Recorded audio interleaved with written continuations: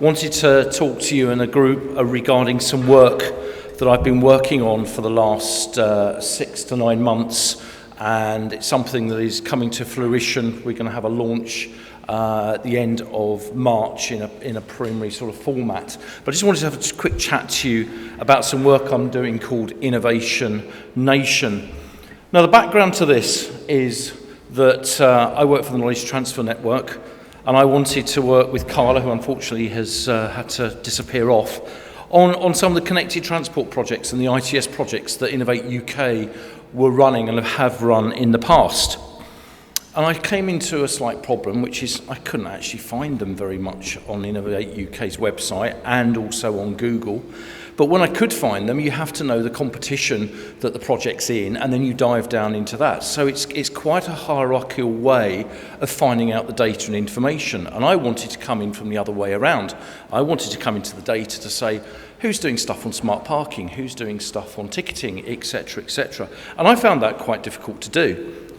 Also, Innovate UK have a spreadsheet which is available to everybody online if you can find it. It's got 50,000 lines in it, in a spreadsheet of all their projects. Absolute nightmare. You try and find what you want out of that, it's impossible. So I took upon a task to try and do some work to simplify that and make it easier for me to look through that data. For the primary reason, knowledge transfer, I was really interested in when are some of these projects going to finish? How can we help those projects when they're finishing or coming to finishing to the next stage? Do they need extra finance? Do they need to go to angel investors? Is there other projects we can put them into? Is there other funding we can introduce them to? How can we move these projects moving forwards? And again, that was very difficult to do. So it wasn't Innovation Nation at that time, so I started to pull this data together in a platform called SharkCloud, which I know the Connected Places people were using today, and we'll show you here. Carla got interested in this, and there was 1 or 2 interesting things that came out of it, which I'll tell you privately if you ask me. And it's like, well, can you include some DFT data into this? Because DFT have the same challenge. They have T-Trig projects, they have the SPATS projects, they have the ITS UK projects. You go and try and find all those projects out on Google. It's impossible to do. It's really, really difficult. And these projects are for freight, they are for passengers, and they are for other activities as well. So when you start to put that into the mix, it gets very difficult to take the knowledge that has worked and has worked so far into moving forwards. And of course, then you start to bring Horizon 2020 into this, and it gets bigger and bigger and bigger, this problem. So some of you might know there's a contact group. If you don't, then I can talk to you about that afterwards. But it's a group for local authorities, ourselves at the KTN, ITS UK and Innovate UK, to work closer with local authorities on some of the requirements and needs of local authorities. And we demonstrated our SharkCloud model to the local authorities that are part of that group, and they went, wow, do you know what, can we add our data into that? Because we're doing a lot of public funded data, we're doing a lot of public funded projects in different areas, and it would be good to incorporate that data into your data sets. I'm like, yeah, of course you can. So we modified the SharkCloud story to start to include local authorities' information and local authorities' data. And what we've come to the conclusion is that, well, very rapidly, SharkCloud, we've run out of SharkCloud. We can't use SharkCloud anymore for this because the data we've got, the information we've got on the usability is very difficult. And secondly, I don't want to have this data anymore. It's not my data. I want everybody to use this data, and we want to have it on a web platform that anybody can go in and use and operate. And this is where Innovation Nation comes into. So long story to get to it, but that's where we are. And it's about knowledge transfer, looking at the outcomes, the insights, and the best practice from public funded connected transport ITS projects in the UK, whether it's from Innovate UK, Horizon 2020, DFT, local authorities. And the whole idea is to have a data set where you can drill in, and I'll tell you about how you can do it in a second, to look at what's happening locally on maps, look at projects, but most importantly, look at the projects in a way that you want to find projects. You don't give a damn if it's an Innovate UK project or a DFT project. All you want to know is it smart parking? Is it on CAV? Is it on ticketing?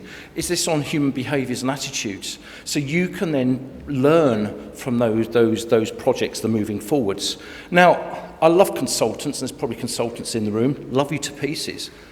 But they'll charge local authority A X thousands of pounds to do a project, let's say smart parking, because it's on the top of my head. And then they'll go to local authority B and charge them X thousands of pounds and do virtually the same project again. So what I'm saying is, Innovation Nation, if we put the information in that public funded project into here, other local authorities can learn from that, not spending public purse, again with a consultant, not trying to put you consultants out of a business, but secondly, how can we move the story forward quicker and accelerate it instead of everybody having the same information at the same point? So sharing best practice, best usage, etc. Now some of us, like myself, and that's just one screenshot for me to look through, might want to look at it in a top level down. So the stakeholders like Innovate UK DFT, they can only think in their programs and their activities, and they can drill down into the data. But the whole idea is everybody else can drill from the bottom up into this data and into this data sets. And more importantly for me, I get my project timeline information, and I can see there that's just a small subset, projects that are finished, projects that are about to finish, and I know when I need to go and action them and talk to them and go and find more information about how to help them moving further forwards.